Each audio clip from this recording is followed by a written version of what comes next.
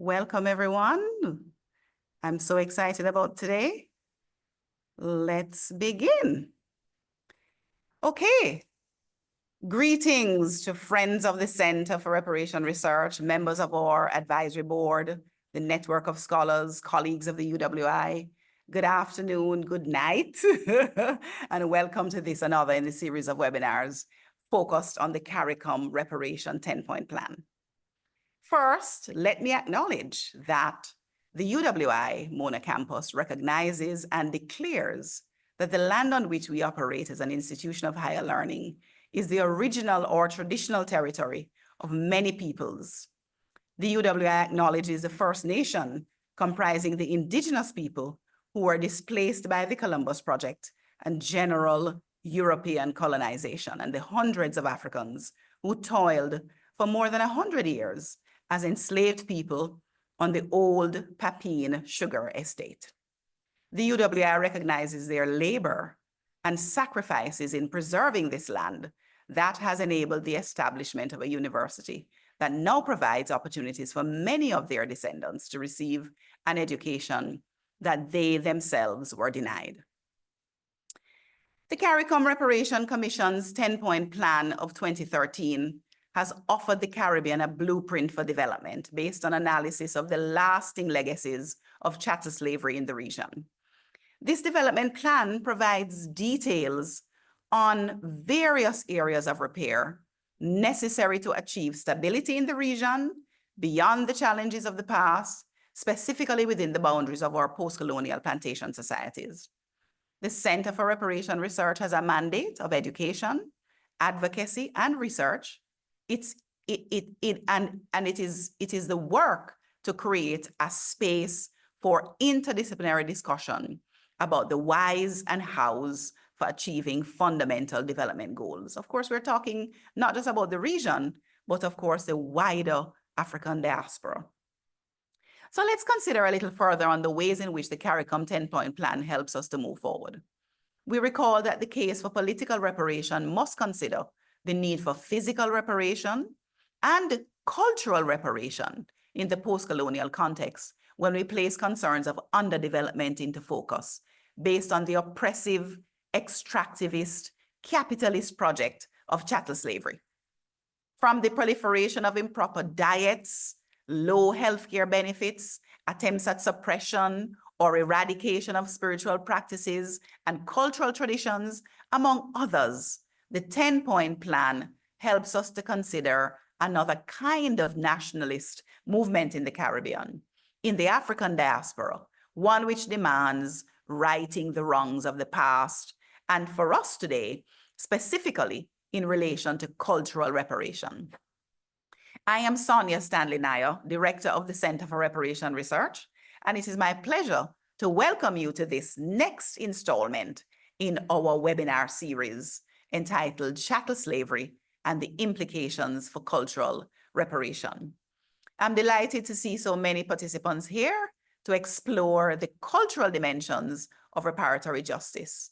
Our focus has to do with two particular aspects of the 10-point plan, points number 4 and 7. And these relate to cultural institutions. And in the next point number 7, African Knowledge Program.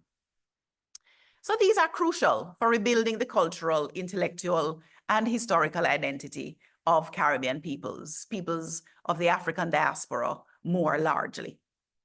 Now, without further ado, today we are privileged to have a distinguished panel of scholars, of practitioners, whose work delve into these areas of cultural restoration and historical reclamation. They will provide insights into how cultural institutions and knowledge programs can be leveraged, how the focus on identity is one that needs to be historically grounded to function in a contemporary world such as the one we live in today. As we engage in today's discussions, I want to encourage all of you, our audience, to reflect on your own experiences and the cultural legacies within your communities. Your contributions, of course, will enrich our collective understanding of how reparatory justice can transform lives and rebuild cultural identity. So with that, let us delve into this vital conversation and begin with a few words about our speakers. I don't know about you, but I am super excited to hear their contributions to the conversation about chattel slavery and implications for cultural reparation. Now, let's begin with Afua Hirsch. She is the founder of Born in Me, a US-based company that produces both scripted and unscripted TV and film content. The company has a track record in Africa Rising, a BBC series, and 2 scripted projects at the BBC, Hostile Environment and The Debt. Afua is a best-selling author of 4 books, including the award-winning British on Race, Identity, and Belonging, published in 2018, and Decolonizing My Body, a radical exploration of rituals and beauty, published in 2023. She has worked as a journalist and senior correspondent at The Guardian newspaper and Sky News, and is currently an associate editor at Vogue. Multidimensional woman, and one I've been privileged to meet. Afua is also a barrister and a tenured professor of journalism at the University of Southern California in Los Angeles. Welcome, Afua. Priest Alex Moore Minot is a Windward Maroon, the leader of the West Indian Tribal Society, the first indigenous organization in the Caribbean to be accredited by the World Intellectual Property Organization, a UN body on intellectual property, and an initiated priest of Myal, Jamaica's first and oldest religion, and Jamaica's indigenous traditional religion. He's a UWI graduate with an honors degree in international relations, a former Minister of Foreign Affairs for the Accompong Maroons, an indigenous tribal community in Western Jamaica. And he's also the vice president of the Blue Lagoon Alliance of the Seas, a cooperative of fisherfolk, traditional rafters, and boaters. I've been privileged enough to hear Alex speak, and I am quite impressed, quite excited about his presentation today. Dr. Claudette Anderson is an executive director and professor of Obeah at the Unuchi Foundation, which is a renowned Afro-Atlantic religious reparations nonprofit. She holds a PhD in interdisciplinary studies in cognitive ethnomedicine and religion from Emory University, and has published extensively on African-derived religions in the Anglophone Caribbean, indigenous systems of knowledge, and oracular traditions. Anderson is an advocate for knowledge reparation and is currently working on modernizing the Ogu Afo Igbo calendar. Her public intellectual work aims to address misconceptions and misrepresentations of Africana spiritualities and protect African knowledge systems from prejudice and criminalization. And finally, Dr. Kirt Henry is a Jamaican thinker, curator, researcher, writer, and advocate for the research, documentation, and preservation of African Jamaican culture. He is the director of the African Caribbean Institute of Jamaica, Jamaica Memory Bank, and holds a Bachelor of Arts in History and Heritage Studies and a Doctor of Philosophy in Cultural Studies from the University of the West Indies, Mona campus. Dr. Henry has taught courses on African religious retentions, Caribbean fashion, and material culture studies at UWI. He believes in creating an environment that promotes appreciation, respect, and tolerance for cultural differences, which is the foundation of community and nation building. Dr. Henry is currently a consultant to the Jamaica-Wales Alliance Group for the Reparations Project in Penance, Clarendon. So you see, we have a distinguished panel. They are going to share with us their contributions in relation to cultural reparation. And I don't know about you, I said before, I am completely excited to hear them. And I want to begin with Professor Hirsch. Over to you, Afua.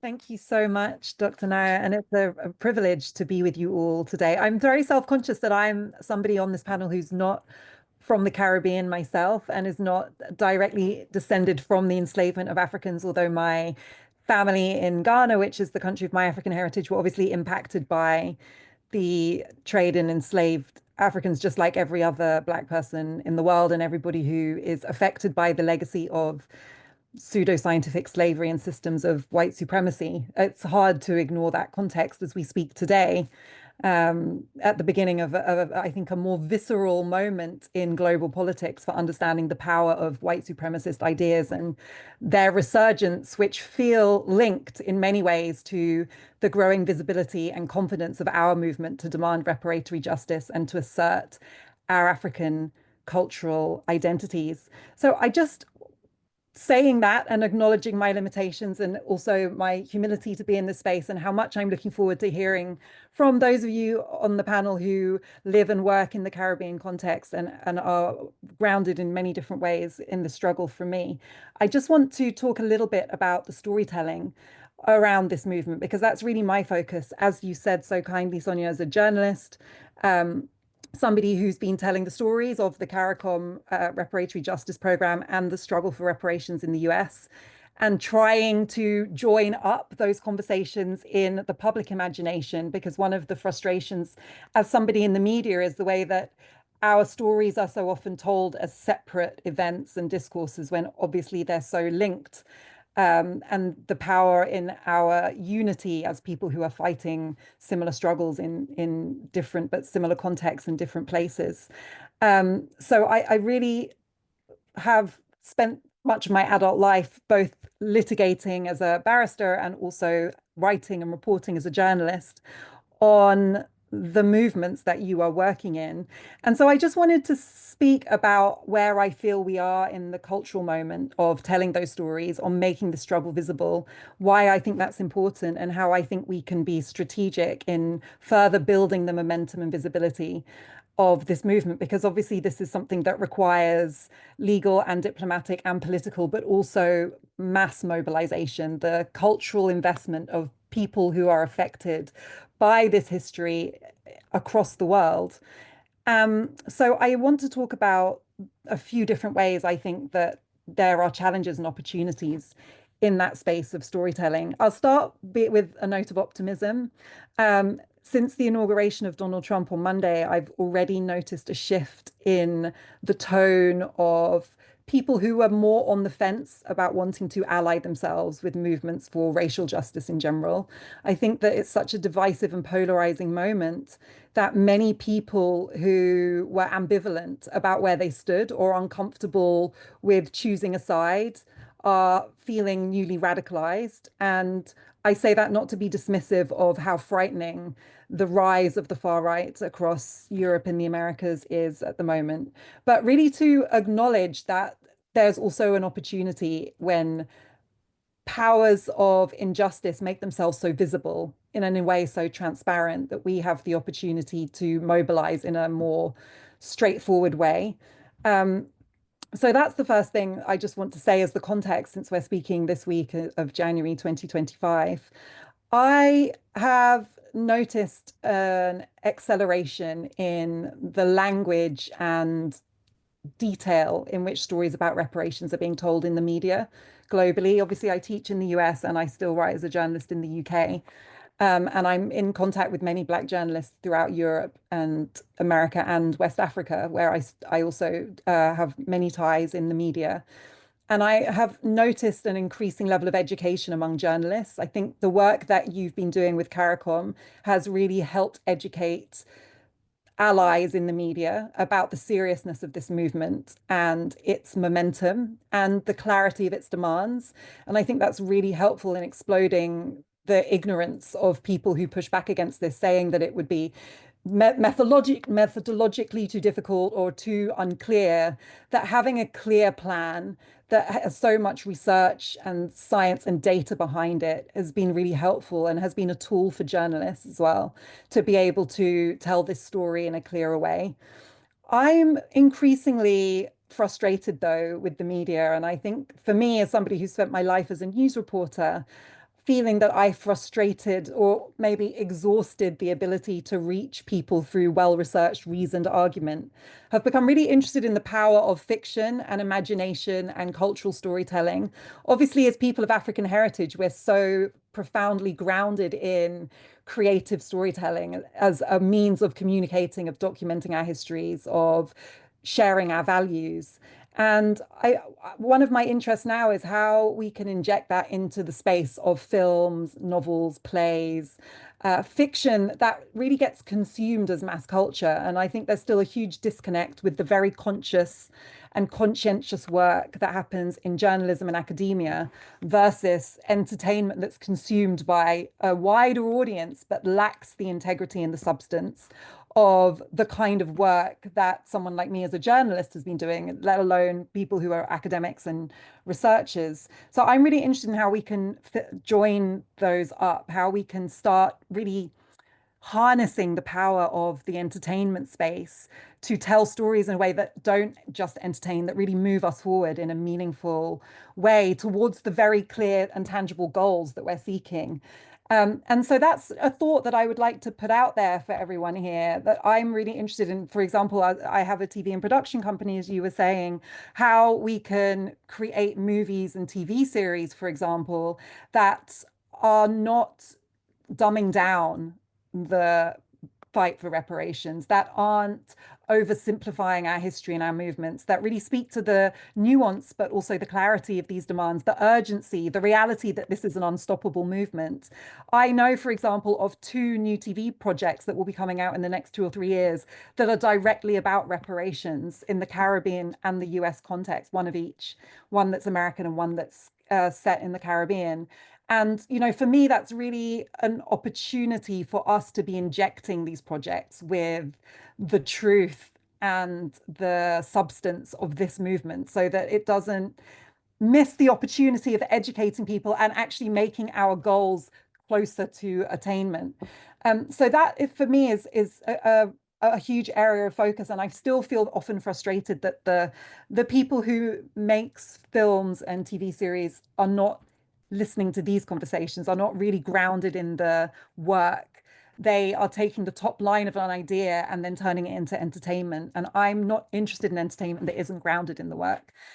So that's really where I'm at. So I hope that that is a useful thought for framing this conversation. And I really believe in the power of our voice in many different guises, in academia, in journalism, but also in entertainment and creative storytelling. And I think there is an opportunity in this moment to join up our common goals and really infiltrate all these spaces that reach people emotionally as well as through reason and education. Thank you so much.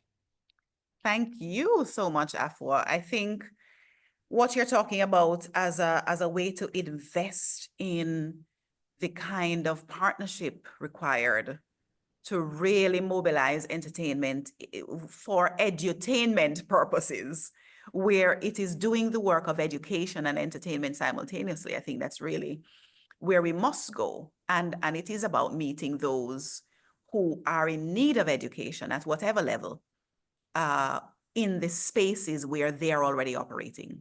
All of the young people, whether it's TikTok, whether it's Instagram, whether it's, you know, whatever digital device they're on, they're consuming these things through the lens of entertainment. But we must infiltrate those spaces with our education as an imperative.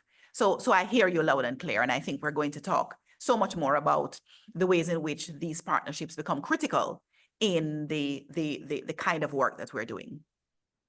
So let me ask Alex to give us his own insights in terms of chattel slavery and the legacies or implications for cultural reparation.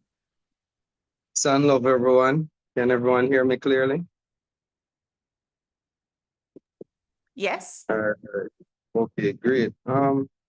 So once again, thank you very much to the CRR for this lovely opportunity.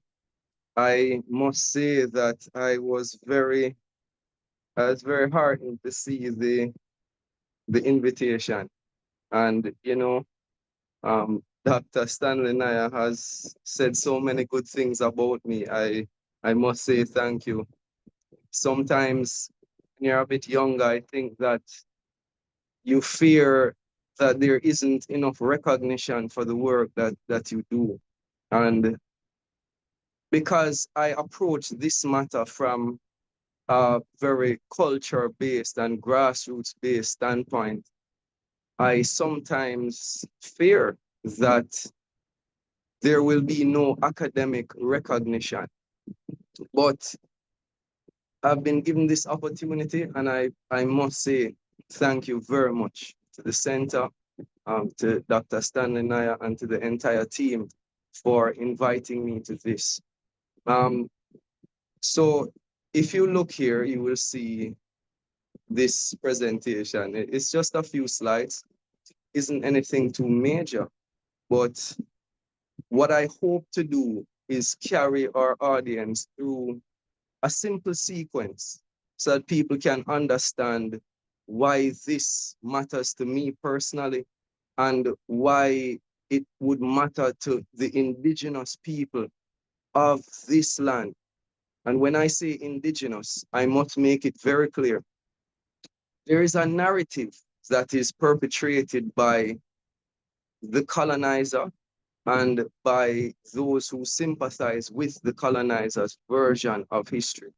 And I must put an asterisk beside this because the colonizer has written very factual records as well as put out a fabricated history to confuse us. It was not believed that the people who look like us, dark-skinned indigenous people, would ever have the ability to read some of the more in-depth documents, the real factual documents that the British and other colonizers wrote. But luckily for us, as Dr. Stanley Naya mentioned, institutions like the University of the West Indies have allowed us as a people and allowed me personally to be able to read at a higher level of comprehension and to do the research work that I've been doing, my team and I have been doing for the past maybe 10 years. So next slide, please. So here, simple question. Why is the repeal of the Obeah Act so important to me personally? Next slide, please. So it's a bit squished, but this is a record from the Caribbean Religious Trials website. Okay. Why does her name elude me right now?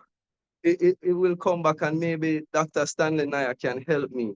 The lovely sister who did this, Beverly this Carey? project. No, it wasn't Beverly Carey. It was actually a foreigner. Her name is evading me right now, but it may come back. But this is a database. Diana Payton. Diana Payton. Obeah, Obeahhistories.org. Diana. Yes. Yeah. Thank you very much. Thank you very much, Professor. Thank you very much. So Diana Payton, she created this database of all of the Caribbean religious trials, or we say trials under the various Obeah Acts of various islands throughout the Anglophone or English-speaking Caribbean, as they love to call us. So, as I always do, I try to see what my family involvement has been in any of this. And this is the result that I received from putting my name, my family surname into this database search engine. And the trials themselves and the trial details are actually quite appalling. If you really look at how our people were classified by these colonizers, if you really look at how our people were, as they say in modern parlance, classed, right, and represented by these colonizers, all of the material representations of our spiritual culture, how it was spoken about as trash, as junk. But the very interesting thing about it is that this was serious enough for them to have entire court trials, to, in many cases, exile people from the island for practicing our spirituality, in many cases, execution by hanging, in many cases, arbitrary arrest for indefinite time periods.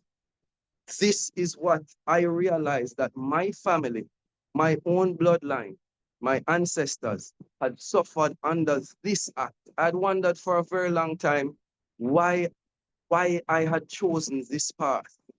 And I don't know if Diana Payton will see this at any point in time, but I must say to her, thank you for doing this project when so many other people, our own people, didn't see the necessity for this project, right? Or a project such as this. Next slide, please. Quite unfortunately, yet again, there is another researcher, a foreigner, who has delved into the depths of our culture, right? And this is Kenneth Mansfield Bilby.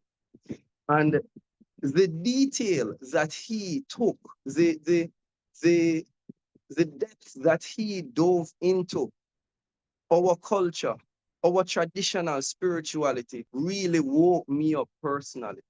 And I said, as a practitioner, as someone who has been educated to the tertiary level, I now feel that I have a duty, and not just because my bloodline is represented in any of these articles, but the mere fact that foreigners decided that they would take upon themselves the depth of the research of our knowledge, our traditional ways of knowing, our traditional ways of representing ourselves.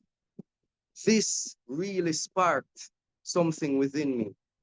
But I thank him, and he and I have had many heated discussions, because a particular pet project of mine in 2018 was to secure the repatriation of cultural material, videos, audio, pictures, etc., from the Smithsonian Institution.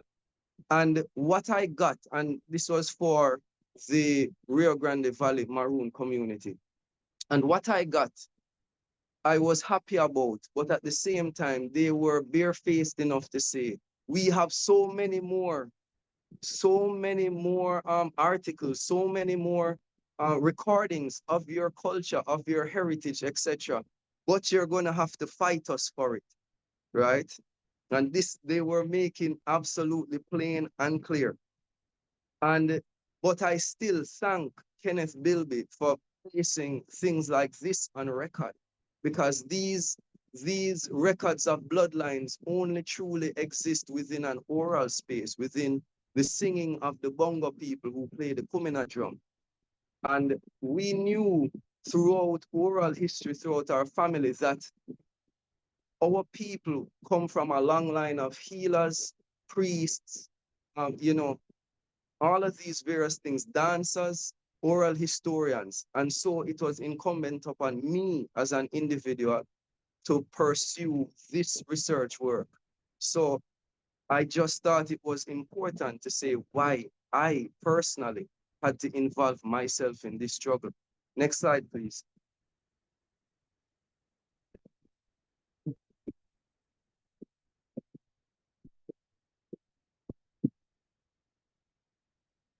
Technical difficulties.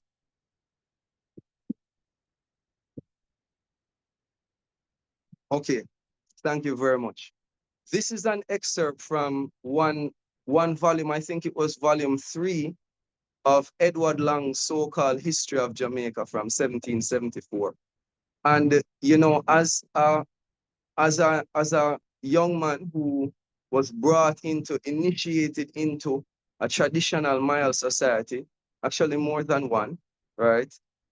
When I happened upon this particular piece, it angered me, but it reminded me of our position, that we are now at the lowest level, and we have now only the space to go up. I would read this for you guys. Not long since, some of these execrable wretches in Jamaica introduced what they called the Myal dance and established a kind of society into which they invited all they could. The lure hung out was that every Negro initiated into the Myal society would be invulnerable to the white men, and although they might in appearance be slain, the Obeah man could, at his pleasure, restore the body to life. Now, this glosses over an entire cultural dimension or entire cultural dimensions of why our people would be initiated into such societies. Our people were not Christian. This was our people's institution, our people's spiritual institution, these societies. And the pale-skinned invader told himself that if, as long as it was not his religion, his tradition, it was to be ignored. And if you notice what our people were called, execrable wretches. Next slide, please. But I spoke earlier of a duality in terms of what was presented as history and what was presented as to themselves, the colonizers themselves, as fact. And if we look at the so-called historical references, if we look at the so-called historical accounts, we recognize that the language written in those accounts that was created for the popular mass to turn people against us and our traditions differed greatly from what was placed in military records and in political records, because of course, the Roman Empire has never lied to itself. Next slide, please. This is a record of a record, we say maybe a certificate of a record held at Lambeth Palace in England. Now, for those who don't know, Lambeth Palace is the seat of the Holy See of the British version of Christianity called Anglicanism or the Anglican Church. The Archbishop of Canterbury, this is his headquarters. And this is from Louis de Beaumont to Bishop Gibson, May 28, 1740, with a copy of so-and-so.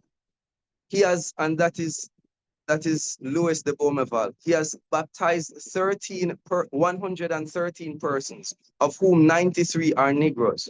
No effort is made to convert the treaty Negroes, who are allowed a high priest of their own cult. Now, if we look past the modern idea of what a cult is, and look into the fact that even Christianity was once branded as a cult, we recognize now that in the highest levels of the British Church, the Anglican Church, we were recognized, our spiritual or religious traditions, our priesthood was recognized, and it was recognized by them that there was a high priest. And of course, the Obeah Act and all of these so-called laws created by the colonizer were just created to erode these institutions, to break us down, to break down our spiritual unity. Next slide, please. Now, within the West Indian Tribal Society, which is the indigenous religious organization and society that I happen to be the leader of, and I'm so honored to be the leader of, research is a very important pillar of our operations. And I'm going to give just a snippet of a piece of research that we are currently doing, because much accolades are heaped upon Ancestor Taki for being the reason that the Obeah Act was created in 1760. However, we have found in our research that there were indeed Obeah Acts decades before that, maybe as much as 50 years before that. Next slide, please. So it is a bit blurry, right? But it says here, on Friday, so this, before I go any further, this snippet is from 1741. So this person was tried at Morant Bay before James Donaldson and Joseph Orr Esquires and a jury of 3 freeholders. So this is just some guys, some colonizers that claim to own our land. on the Obeah Act on a charge for laying Obeah and procuring a phial of strong poison to destroy the white people on Stanton Estate. This is in St. Thomas. So this is from 1741, and we in our society are working very hard to track down those earlier Obeah Acts, and we hope to publish a paper soon concerning it once we have completed our research. So we hope to share that with the community when we are able to find everything. So finally, I will wrap up with suggestions. Next slide. So my suggestions concerning the internal religious and spiritual reparations that I feel should come from the government of Jamaica and other institutions. 1, internal reparations through the abolition of the Obeah Act. 2, legal recognition of indigenous religious institutions. 3, a declaration by the government of Jamaica on Myal Day, which with a special focus on the 3 national heroes that were Myalists. 4, repatriation of artifacts and ancestral remains by Jamaican institutions such as the Institute of Jamaica, Jamaica National Heritage Trust, and the UEMONA Department of Archaeology. And finally, 5, funding for indigenous religious institutions to undergo reparation activities. Thank you. Peace and love. Thank you so much, Alex. And I'm really so pleased that the 2 presenters so far have, in a sense, set a tradition of just locating themselves in this work. The kind of trials and tribulation, particularly through Alex's presentation, that would have been revealed in relation to spiritual practice. So much so that there's a legislative infrastructure to suppress, obliterate, in fact, eradicate these kinds of spiritual practices, Obeah, Myal as a system, for example. And more importantly, Alex's presentation positions for us the importance of records, the importance of oral records, oral history, and most importantly, the importance of research. That throughout his presentation, we heard that at a personal level, Alex is invested in doing the research to unearth some of the kinds of, let's call them lies, let's call them misinformation, the propaganda, the kind of information placed in front of us about ourselves that reflect less than truths. So I want to just underscore those points as we transition to hear Dr. Claudette Anderson's presentation.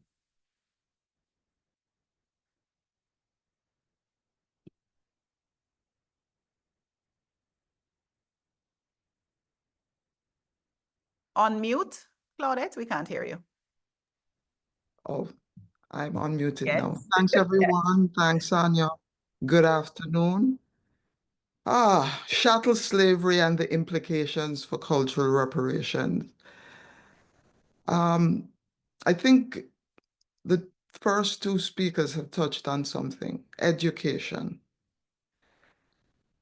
I have entitled my presentation, Chi Na Eke, 3 notes towards local reparations. Chi Na Eke. Or what do we owe ourselves? We can say the truth. So how can we self-repair as individuals, as community, as a nation, and as a region? You know, when we're growing up, somebody will say, your navel string cut down there. There's some navel string cut. So for those of us who navel string cut at Jamaica, then how do we self-repair as individuals, as community, as nation, and as region?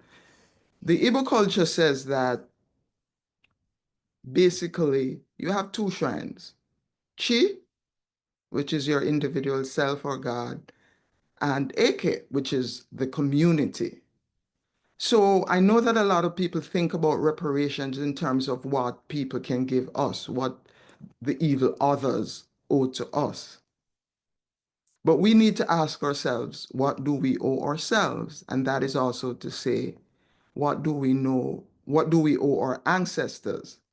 So my journey to here is that I wanted to know what Obeah was, and went to do research at Emory, and well, how the ancestors work, they appeared and they say, put yourself in Obeah, right? So within our institutions, we have to distance ourselves, and we have informants, and we can't identify with our own people when we do our research. And so in putting myself in Obeah, I found that what was really wrong is when I interviewed Mother, she said, you know what? We don't know enough. We don't have enough knowledge. I'm practicing. They call me Obeah woman. They call me Rapid. Them call me Bongo. Them call me Rasta. But who am I really? You must come back and tell me something of this research that you're doing. Don't disappear on us. Don't come and take the information and don't come back. And so I come back now to say we navel string cut down there, and we have a responsibility to ourselves in addition to asking the evil others. Now, Unushi Foundation, our motto is advancing knowledge reparations. Because, as Dr. Bewaji talks about the epistemicide, and as we're talking to each other, we can agree that the damage is inestimable. And so what I am doing at the foundation is that I claim that I'm respelling Obeah. And so it's heartening to hear Alex's journey as he does his research, puts himself in it, and seeks to honor his ancestors through the research. We really, as we go along, we have to pick the sense out of the nonsense and make sure that we're adhering to those cultural ideals that we expose and that we want others to exemplify as we exemplify. And so we're advancing knowledge reparations. If I wanted somebody to know something about Obeah, I would say that the average Jamaican should know that when the first missionaries came in Westmoreland, St. Elizabeth, in the 1750s, Caries was his name, he was Moravian, he was German. And the enslaved Africans called him Obeah. For them, Obeah was somebody come to help us. Somebody who had the power to relieve them of this spiritual terror, physical terror, etc. They subsequently demoted him. Now contrast that. This is the highest honor our enslaved Africans could give somebody, and they gave it to a Christian missionary, and then they had to demote him. We fast forward today, and we have put other gods, other representations above our own. When we first encountered this energy, we thought that this energy was not good enough for us. And this is the very energy that has demonized us, desacralized us, abused us. That is something I want people to know. Missionary, the first missionary who came to Jamaica was called Obeah, but he was subsequently demoted because he did not qualify according to our spiritual culture. So I want to make a point. I'm dealing with 7, the enhancement of historical and cultural knowledge exchanges. We're talking about knowledge exchange programs. This can be enhanced locally when we begin to teach people their history through an Afrocentric lens, when we begin to have respectful dialogue between the existing colonial structures and the reparatory justice platforms. We can enhance reparations locally by changing the laws abolition of the racist laws that demonize and denigrate us, revision of the trade laws so that we can facilitate proper exchange, and revision of the immigration laws. Why am I noting these points? Because we sought to have a conference in Jamaica in October last year. The fact that Obeah is illegal meant that no church would give us space, meant that we couldn't get any sponsorship, meant that people didn't want to be associated with us.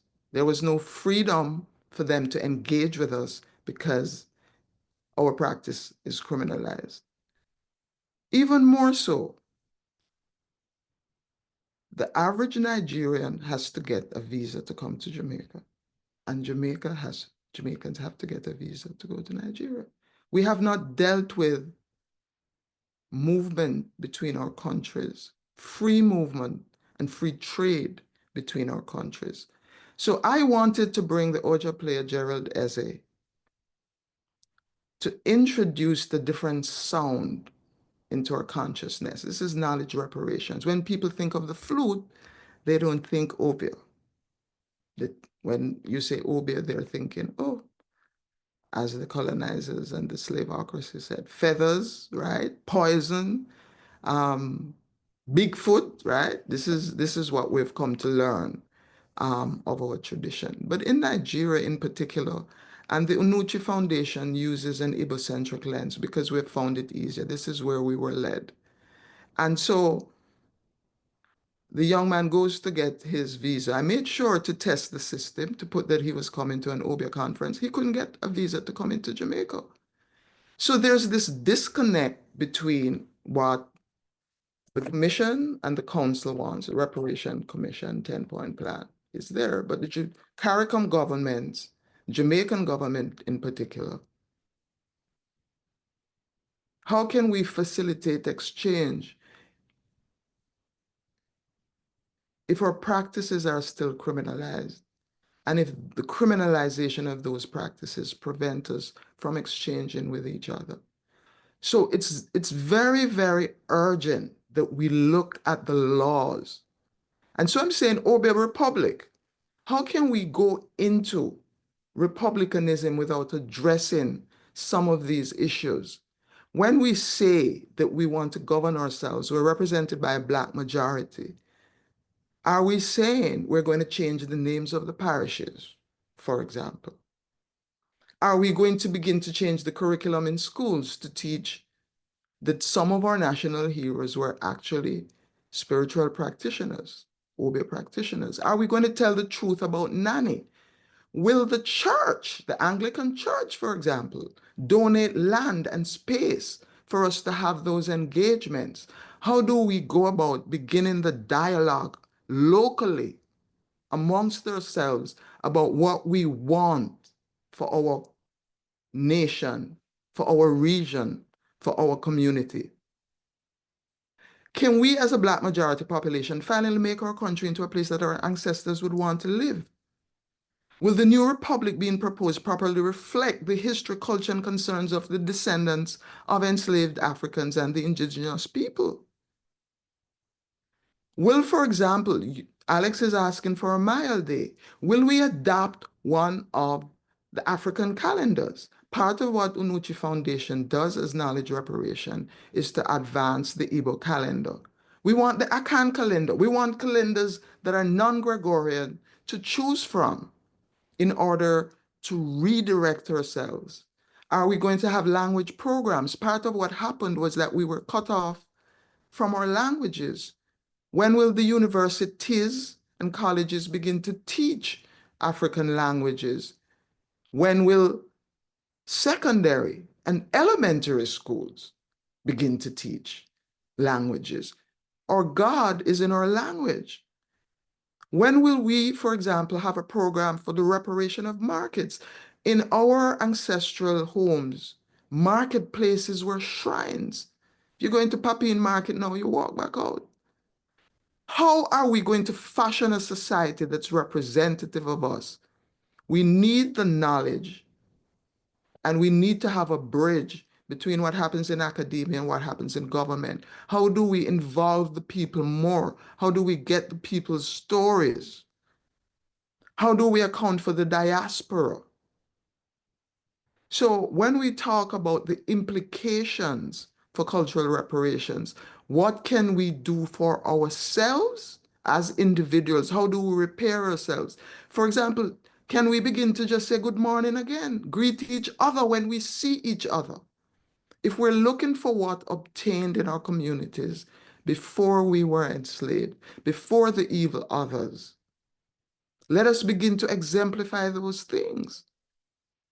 You pass each other and you can't even say good morning. That would not happen. Can we learn the greetings of our ancestors? We want to have a situation where the Christian church in all its fangs engage with us as legitimate partners at a table where we can sit and even compare religions and say, okay, this is the past, this is what was done. Look at the Africanisms in Christianity and say, okay, this is what our ancestors saw because they adopted Jesus as an Obeah man. We have to deal with ourselves, and we can't just have a 10-point plan and the governments of the Caribbean not make the changes, legal and otherwise, that they need to make in order for this 10-point plan to actually be a reality. I end my case. Thank you, Jishike. Wow. Now, this is the kind of conversation, and I'm seeing the comments in the chat, which I'm going to come to. But I really want to say, Claudette, that knowledge reparation as a mission is vitally important. And we're talking, of course, simultaneously about a governance or a sovereignty question. What do we owe ourselves, that self-repair as a community, as a nation, as a region where you began? It's really the fundamental question. And I want to suggest that, you know, you talk about enhancing reparation locally through changing the laws, trade, immigration, and spiritual laws, teaching African languages, the consideration of different calendars, cosmologies, the reparation of markets, parish names, capital streets. This is about an energy shift, shifting the geography of reasoning, but also of livity. He said, and I want to just say this is the real conversation. I agree with you, Afia Afofie. I want to also highlight some comments and to encourage you to continue to place your comments and questions in the chat or in the Q&A function. The comment, while working with Indigenous nations in British Columbia, I think it was Veronica that said, to recover and repatriate cultural and spiritual items, these nations are leaving the colonizer word artifacts to be replaced by the word belongings.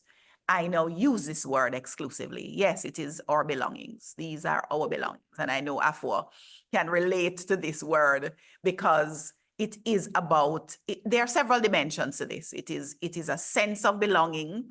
It is the question of belonging. Education, another comment, is in our language matters. Talking maternal language, get us talking to the hearts. Learn from colonizer languages, disrupt our understanding of our concept. Absolutely. So in this conversation, we are also talking about Indigenous languages and the right to language. So, you know, that's an important segue, I think, to hear from our last presenter, Dr. Kirit Henry. Over to you. Thank you so much, Dr. Naya, for this opportunity to deliver my presentation on chattel slavery and the implications for cultural reparations. I thank Dr. Anderson for paving the way for me, because in the own words of Dr. Naya, I will be exploring the ways in which we must begin to shift our geographies of reasoning and to look at the question of self-repair. That is a question that I've been obsessing with. How is it that as a people, we can begin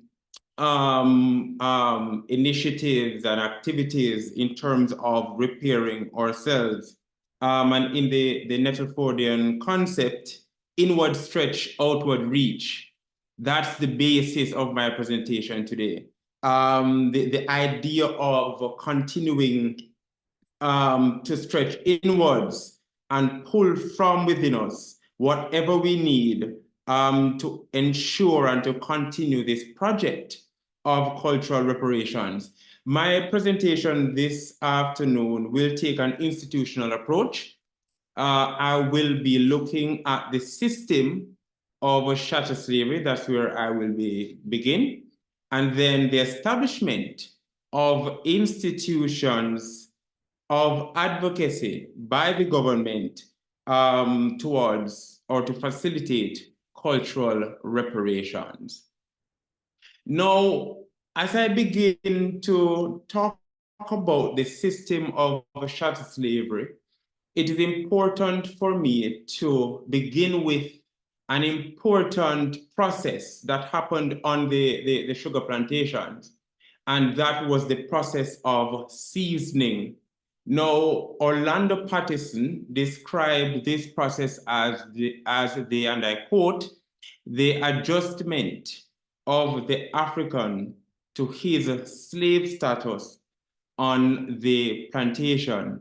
And this is quite important for me, and it is quite important for me to begin here because it contextualizes the ways in which enslaved Africans on the plantations across the Caribbean were forced to step outside of their identity. Their identities were stripped from them. For example, they would get the names of their plantation masters. They would be forced to abandon their languages and so on. So the system of seasoning, or the process of seasoning rather, is quite important. And the question that I have this afternoon is, how is it that the institutions of today, the galleries, the libraries, churches, educational institutions, are still putting forward or still upholding this process of seasoning, where today we continue to have challenges in Jamaica, for example, where students are being suspended from schools because of their hairstyle, right? So those are some of the questions and some of the comparisons that we can make between the system of seasoning, the process of seasoning, and the role of educational institutions, of the state, reinforcing those very processes of. Now, just contextualize the for cultural reparations, I will give some examples of the plantation system. And I consider here the plantation system as a crucible for the emergence of Black inferiority. That is one of the arguments around cultural reparations. How is it that the system of slavery or colonialism have contributed to how we interpret and understand and perform ourselves in a post-colonial society? Now, most of you, I hope, have come across or heard about the Thomas Thistlewood diary. Now, Thomas Thistlewood was a slave owner in the parish of Westmoreland, Jamaica. And he wrote in his diary in July 1756,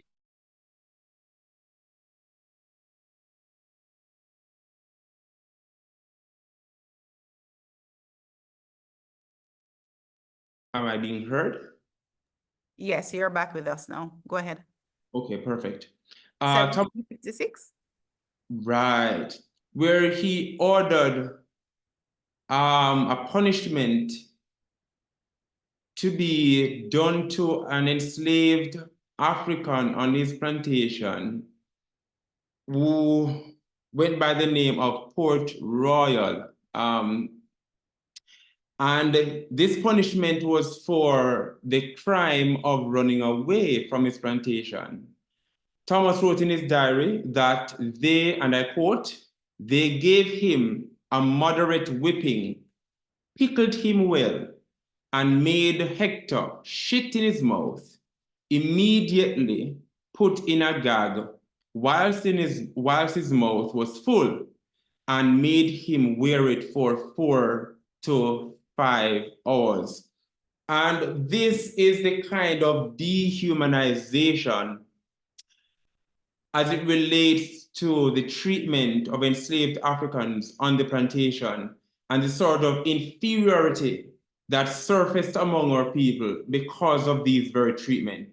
And as we look at cultural reparations, we also, as I mentioned earlier before, we also have to look at the institutions within our society, the gatekeepers of knowledge who continue to reinforce the moral standings, who continue to reinforce the knowledge of our European colonizers.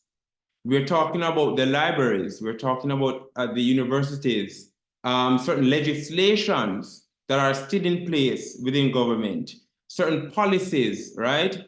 And the histories that we are taught in school. So we are dealing with, we are at war, for want of a better word, where it comes on to our knowledge.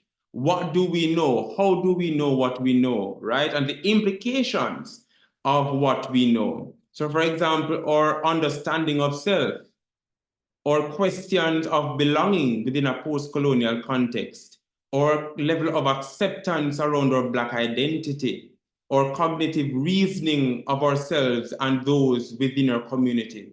So it's very important for us also to reflect on the kind of colonial knowledge that we still push against and struggle with in our society. Unfortunately, we have institutions that were created to uphold and reinforce these European knowledge-based systems. And I will now turn to the Institute of Jamaica as an example of an institution that started with a colonial foundation. Now, the Institute of Jamaica was established in 1879 by a gentleman called Sir Anthony Musgrave. And it was, the institution was established for the encouragement of literature, science, and art. But then the question is, whose literature, whose science, and whose art? And so in the initial stages, the Institute of Jamaica was focused on preserving the culture, was focused on preserving the identity of the colonizers, the identity of our colonial masters. And therefore you had no record, no documentation being done of the African presence and their contribution to these colonial societies. So no proper record was being kept around the contribution of the colonized to colonial societies. And so 10 years after we got independence in 1962, having realized this, a newly independent nation sought to establish an exploratory committee on the arts and culture in 1972. And the main recommendation that came out of this exploratory committee was to place emphasis on grassroots culture, primarily African-derived cultures within the Caribbean and particularly within Jamaica. And because of this recommendation, in 1972.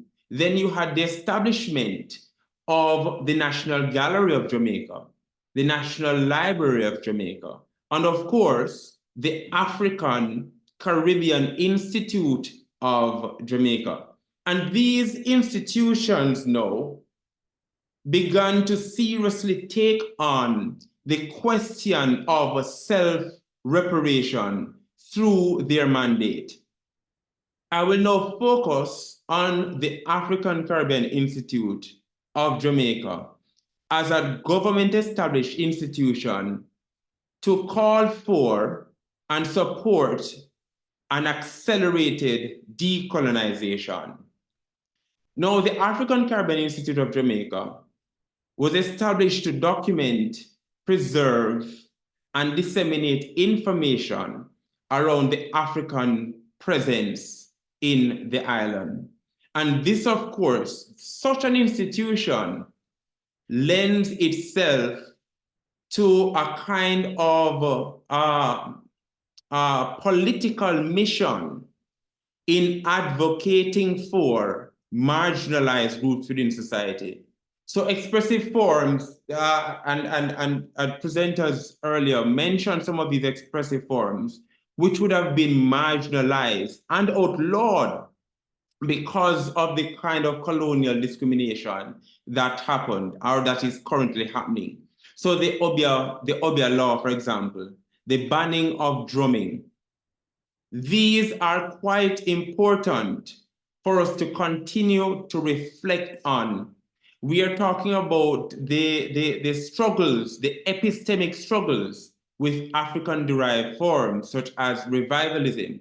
And many people do not know, but during the 1930s, right across the Caribbean, there were a series of laws being passed to ban the practice of African-derived religions. And at the Jamaica Constabulary Force, for example, in Kingston, the inspector for Westmoreland reported in the minutes addressed to the Colonial Secretary on the 9th of July, 1930. And this is what the inspector said, and I quote, "Revivalism is a growing nuance in Westmoreland. The practices carried out at meetings of these people consist essentially of shouting, dancing, clapping of hands, and the swaying of their bodies to the rhythm of a beating drum. This has the effect of making those who participate more and more hysterical, till they either fall to the ground exhausted or become, to all intents and purposes, temporary lunatics, and for the time being lose all self-control and sense of direction."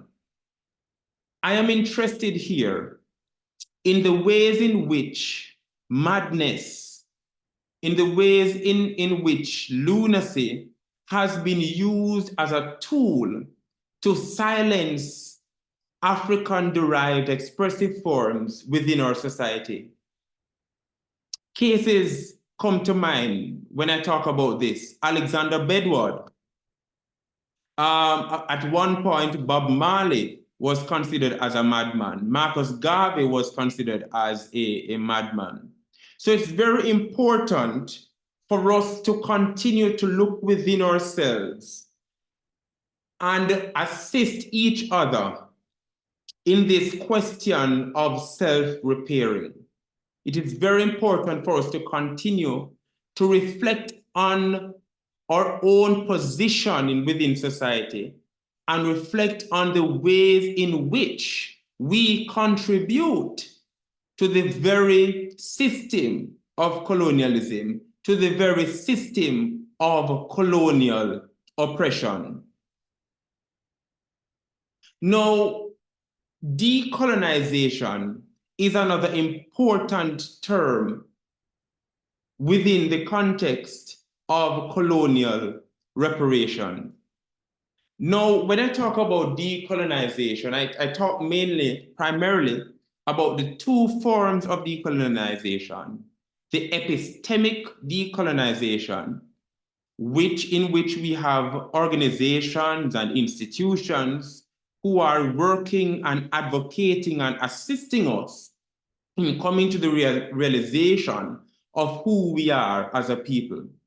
But importantly, personal decolonization is another area of work that I'm very interested in.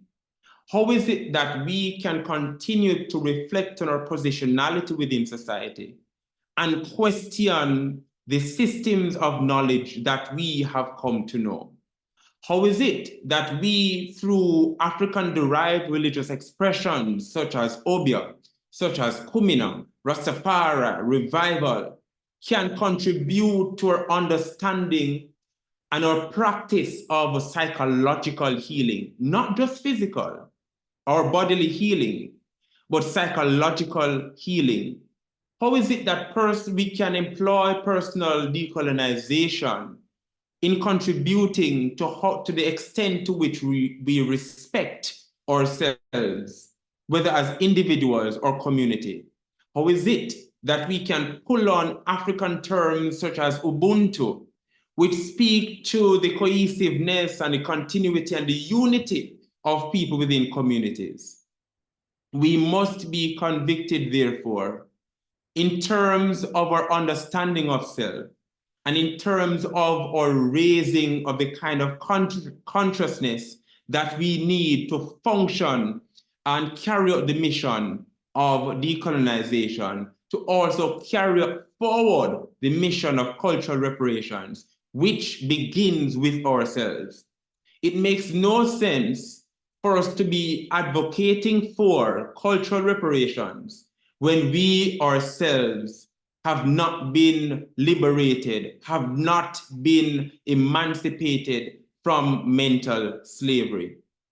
Again, decolonization, cultural reparations require deep work, and that deep work can only begin with you. We are talking about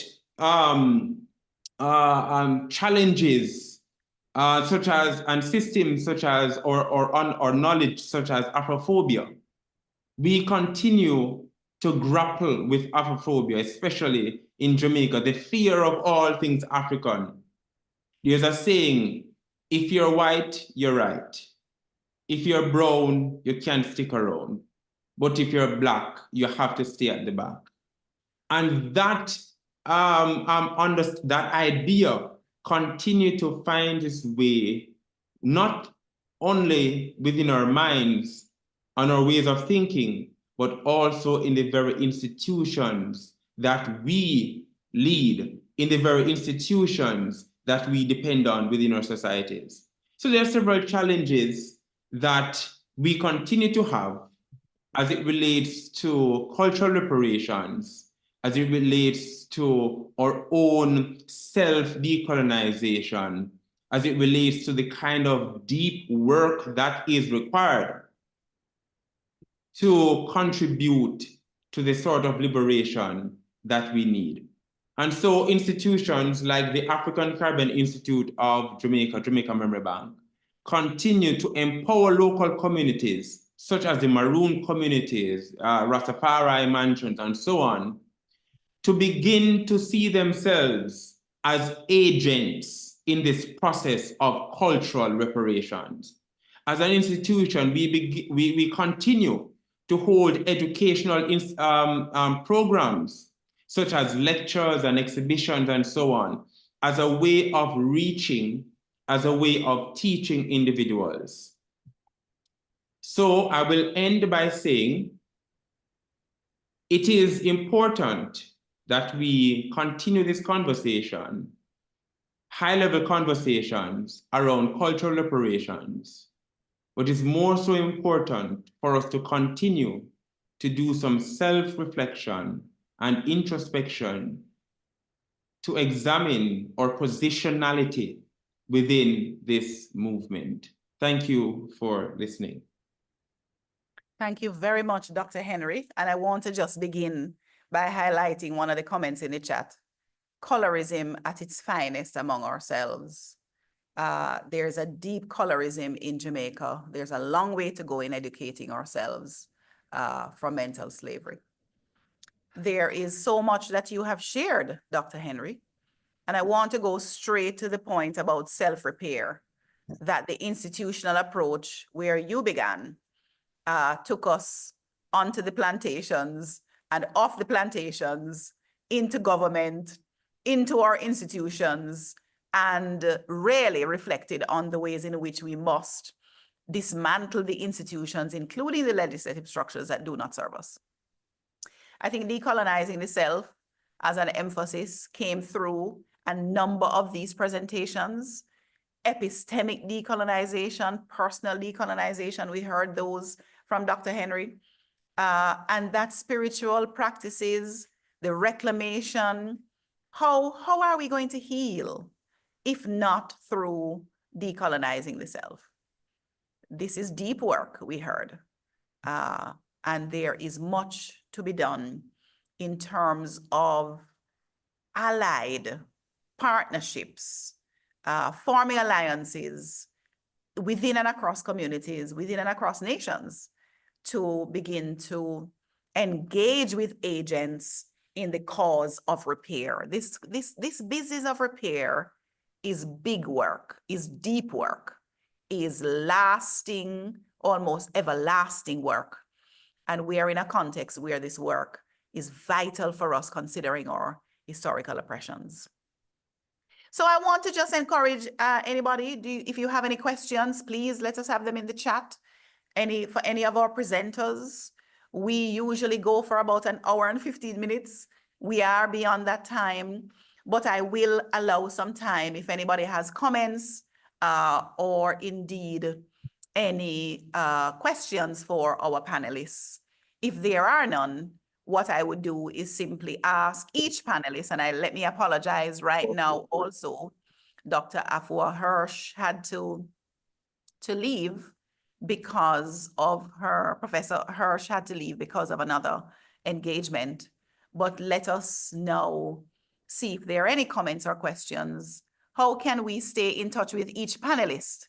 We will write to you all, those who have registered for this event, so we can take care of getting in touch with, providing you with some details about our panelists. Any other questions or comments? That was in response to Gabby's, how can we push this conversation? This is what the Center for Reparation Research is trying to do in focusing on the CARICOM 10-point plan. I'm not sure if you were here from the very beginning when we talked about this. Diana Ogilvy says, well done. And Joden, any opportunities for our MA counseling and psychotherapy students in the UK to undertake research abroad from January 2025, please email us at reparation.research@uwimona.edu.jm. I'll just have our team put our email address inside of the chat for you as well. Where and how do we start the self-reparation, says Afofie. And I would like our presenters in your closing remarks to really reflect on this question. Where and how do we start the self-reparation?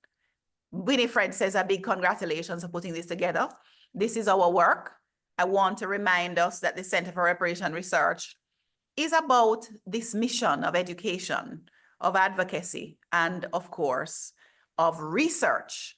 And tomorrow at 11 a.m., we're going to be launching our own within the University of the West Indies, which is there are 5 campuses across several territories in the Caribbean. We are launching a research cluster on reparatory justice, a first of its kind, so that we can continue the research, we can continue the conversations, we can continue very important work that we must do in terms of decolonization. The internal repair is what we are about. Yes, we are negotiating on the part of CARICOM territories, for example, to get reparation, but that reparation also begins at home. How can one join the research cluster? Niambi? Absolutely. Just email us. I hope you're going to be able to attend our launch tomorrow when we'll talk a little bit more about that. Pat Northover says, big up to the CRR, very important discourse Thank you so much, Pat. Please come out to the center. I'm going to ask our team to post the link so that you can register for our event tomorrow as we launch that reparation research cluster. But let me ask our panelists, each of you, to reflect on this question. Afia Fofier asked, how do we begin this task? Where do we start with self-reparation? Certainly in the context of the cultural reparatory work that we are trying to advance. So in no particular order, I can ask each of you to respond. If I may. Yes, Alex? Okay, so I have two questions actually. One for the CRR, and I hope I can ask you, Dr. Stanley Nayak. I have been, and it relates, of course, to the question presented. So these are my reflections. How can I ask that the CRR put me in touch with the UWI Department of Archaeology? I have been attempting to reach out to Dr. Cressa for some time because housed there are various belongings and even ancestral remains that should be receiving certain ceremony and certain, care and recognition that they're not currently receiving. So in terms of the internal reparations, I think that a lot can be done through the University of the West Indies, and I would like to offer myself personally to help kick that off on the spiritual side. So I would love if the CRR could help me to be able to get to the UWI Department of Archaeology to start some of these ceremonies and start much needed discussion in terms of the treatment of these belongings, as well as these ancestral remains. The second question that I have in reflection is that, and it would be directed to Dr. Henry, how can my organization partner with the African Caribbean Memory Bank in terms of starting a serious Myal project? Because in many cases, the national heroes that I had mentioned earlier, the three of them, which would have been Grandy Nanny, Daddy Sharp, Sam Sharp, and Paul Bogle, they did not refer to themselves as Obeah men or women, but they would have recognized Myal as a part of their thing. They would have danced, etc., done the various oaths that are reflected in our Myal tradition today. I would ask how I can partner with the African Caribbean Memory Bank in terms of such a project, and by extension, the CRR, in terms of charting a specific direction for spiritual and religious reparations. All right. So we will definitely take those questions and be in touch. I think these are questions. These are bilateral questions. So we will absolutely have more time to talk about this kind of partnership. We'll be happy to put you in touch with Dr. Cressa and in fact, with the Reparation Research Cluster to begin, as we have already begun. You saw us at the Obeah conference. We partnered with the Unuchi Foundation. This is the kind of work that we're interested in. Cultural reparation as much as we're talking about physical reparation, political reparation, and so on. So we will definitely do that. Thank you. Thanks, And I know that once we're finished with this event, we will send an email so that the panelists can be in touch, and so you can have a longer conversation with Dr. Henry about the African Caribbean Institute of Jamaica. I want to also remind our audience, we have posted some links in the chat for you. The Zoom link to register for the cluster launch, as well as the YouTube link that if you came to this webinar late, please check out the recording of this and other webinars that we've hosted previously. Two of them, in fact, on chattel slavery and implications for public health. So there is quite a bit of resource that we are making available online. And in that regard, education is our business. we are in fact launching an international reparation debating competition very shortly. We are encouraging you to share the details. If you go to our Instagram page at CRR_UWI, you will see details of our international reparation debate competition. We want all of the secondary schools in the Caribbean and the UK involved.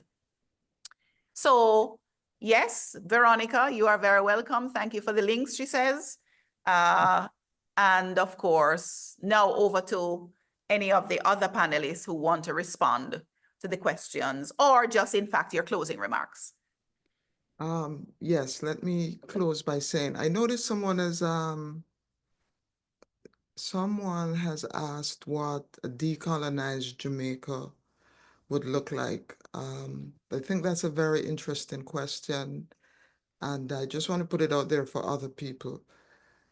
What would a decolonized Jamaica look like? I am going to post this question on a form on my website. We also have on our website, unuchi.org, a form for you to upload or write your definition of Obeah.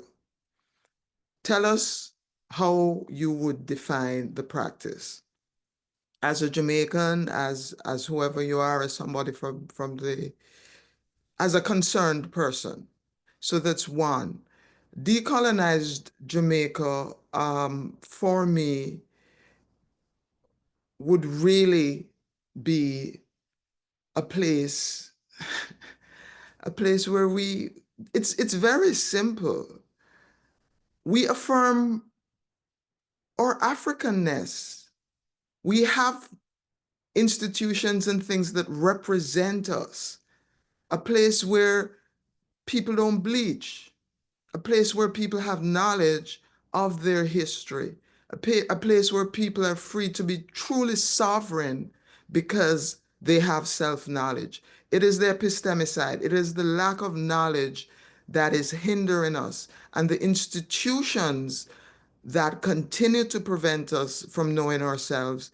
If we begin to deal with them appropriately and recover ourselves, I believe that we will be okay. An answer to the question of how do we begin self-repair, I would start by, it's a very simple thing. The Igbo word for a human being is madu. It means a thing of beauty. We need to recover our ancient languages. For example, even starting to greet each other using those ancient words so that our ancient ancestors support us. Your self-repair begins with you seeing yourself as beautiful, as sovereign, as not born in sin and iniquity, but as beautiful and as sovereign and as somebody who came on earth with a particular gift, with something to trade. And then you begin now to think about why you're here. What has been done to us is that these systems have been taken away from us, and it's a one-size-fits-all. We've been deprived of land. This is another major issue that has to do with what would a decolonized Jamaica look like. The land issue hasn't been addressed, okay? We've been separated from our language. We've been separated from our way of life. I would say, from my perspective, we have an abacus, which is the Igbo calendar. It's the architecture of knowledge, and it's the architecture of human life, of living in rhythm with the earth and not being anti-earth.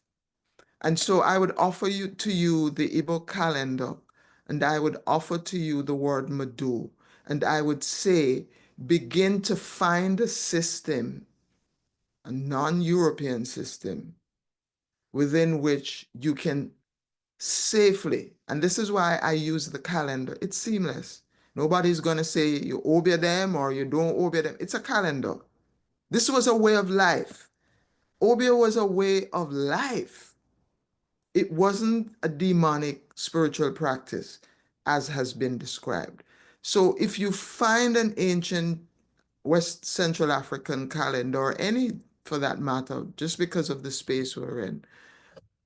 The Taino calendar, which is also the Mayan calendar, there's a similarity there.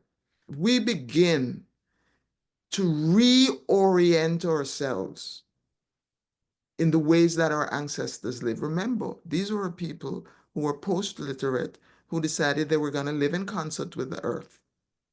There was no homelessness. There were no beggars. There was no hunger. You think about that Garden of Eden, that relative peace compared to what we have now, and reach back to the ways in which those people lived.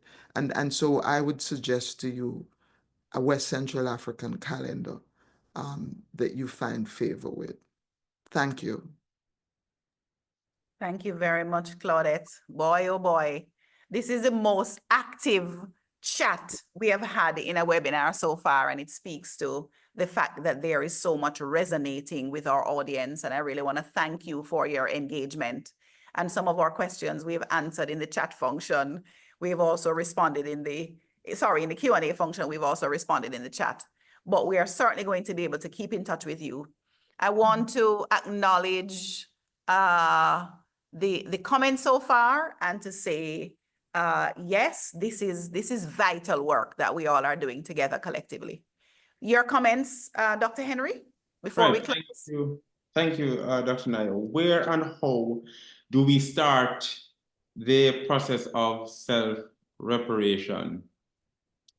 For me, we have to begin from the origin. Too often we think of ourselves, we understand ourselves within the context of a plantation system. We have to begin to understand that enslaved Africans were not taken to the Caribbean as slaves. We were brought here as kings, as queens, as princes, as princesses, as lawyers, as doctors, as engineers. So once we begin to step back in that realm, that space of understanding of and recognizing our power before the plantation system, it begins there. Also, the importance of spirit, however you want to interpret spirit, however you want to define spirit. Because even in my own research, I've been looking at the ways in which ancestral spirits have been acting as agents of reparation. And this is a time when we're just formalizing reparation, but reparation was happening long ago on the plantations by our ancestors, right? So let us begin to look at the role of ancestral memory, of ancestral spirits in this quest of reparations.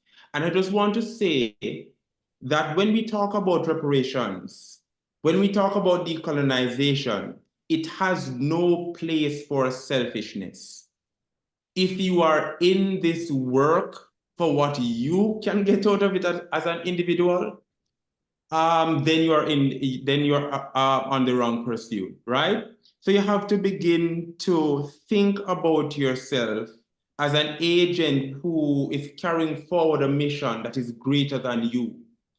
Ego has no place in spiritual or decolonial work.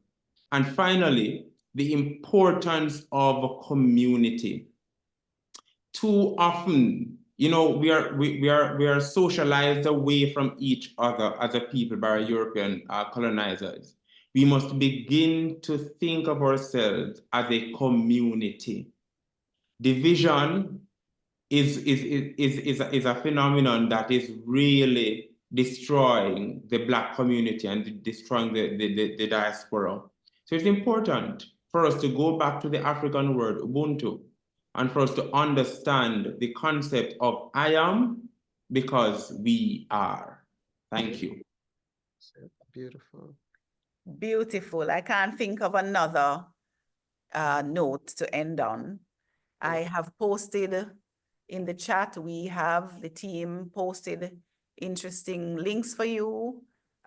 Those who asked about the calendar and the work of the Unuchi Foundation, Alex, we are definitely going to speak more at the bilateral level.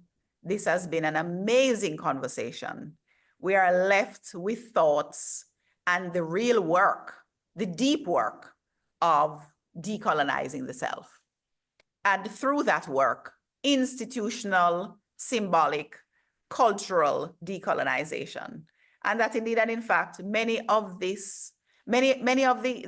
challenges we face are institutionalized, and that we must decolonize these institutions at a fast pace.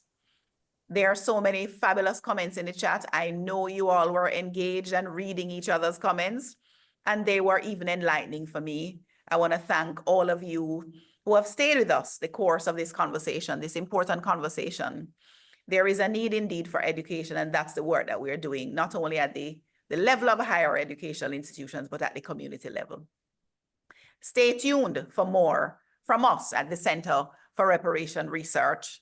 Follow us on Instagram at CRR_UWI. See you next time. Thank you very much all. Thank you. Thank you all. Thank you.